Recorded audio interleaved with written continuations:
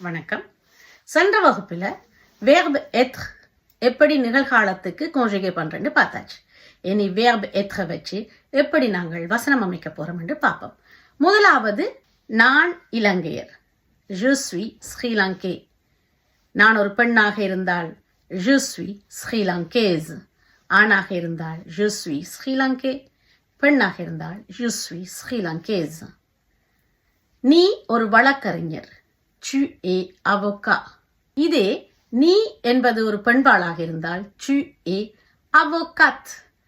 அவன் பெரியவன், உயரமானவன் என்று சொன்னால் il est grand. அவள் பெரியவள் என்று சொன்னால், அவள் உயரமானவள் என்று சொன்னால் elle est grande. எங்களுக்கு உடல் நலம் சரியில்லை, எங்களுக்கு வருத்தம், நோய் என்று சொன்னால் nous sommes malades. நீங்கள் மாணவர்கள், vous êtes élèves. அவர்கள் பிரெஞ்சுக்காரர்கள், ils sont français. பெண்பால் அவர்கள் அழகானவர்கள், elles sont belles. elles sont belles. இவற்றை நீங்கள் பார்த்துக் கொள்ளுங்க. வேறு ஏதாவது அறிஞ்சு கொள்ளணும் என்று சொன்னால் நீங்கள் உங்களுடைய கேள்விகளை கேட்டுக்கொள்ளலாம். அடுத்த வகுப்பில் ஆக்சிலியர் அவ்வாறா படிப்போம். வணக்கம்.